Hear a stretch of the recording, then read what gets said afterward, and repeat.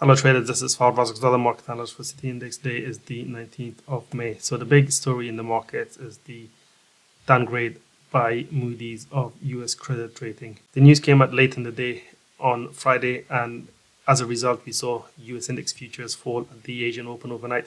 They have come back up now along with European markets. European markets are actually testing their session highs, with the German DAX index hitting a fresh record high. Anyway, the key market to watch is bond yields or bond prices. Here I have the 5-year chart of the US 30-year bond yield. As you can see, it has come off its earlier highs. Earlier it was above 5%. Now that level is very important. If it goes back above 5%, I think that's going to trigger a potential drop in US equity indices.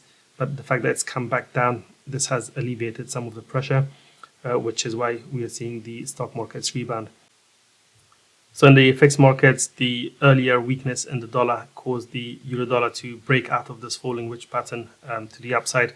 It has come off its earlier highs, as you can see. The key question is, can it hold the break on a daily closing basis?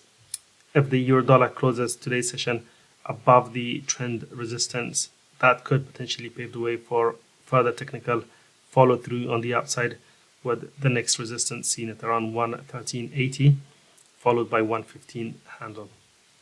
However, if we see a complete reversal in the trend, then that could potentially pave the way for a drop to support at 111, which is now the most important short-term support level to watch. Below that, 110 comes into focus ahead of 109 and then the 200-day moving average. But given the overall bullish price structure, I'd be more inclined to look for bullish setups than bearish ones. So keep an eye on the euro dollar and see how it closes today's session.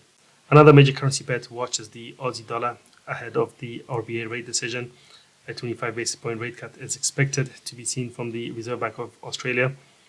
But the currency pair is looking bullish from a technical point of view, in that it has been consolidating its recent V-shaped recovery gains, and the fact that it has held its breakout above this key area of resistance, or former resistance I should say, at around 63.85 to 64, the shaded blue area.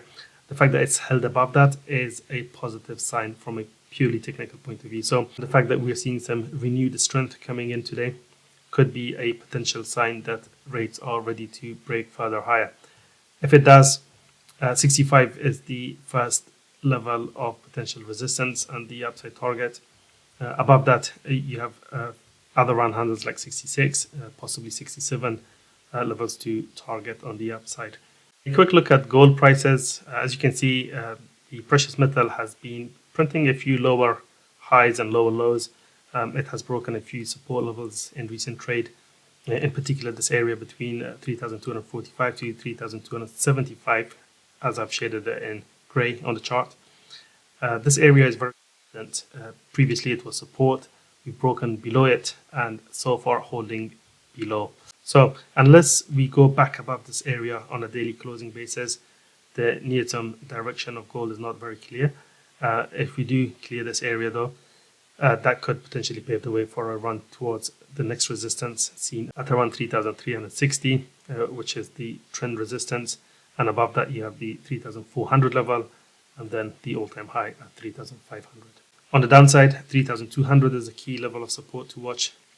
Below that, you have this high here at 3,165 or thereabouts, where we also have this bullish trend line coming into play. A daily close below the bullish trend line could potentially pave the way for a deeper correction, possibly down to 3,000 area before gold decides on its next move. For more market insights and analysis, make sure to check out the news and analysis section at cityindex.com. I'll see you in the next video. Take care.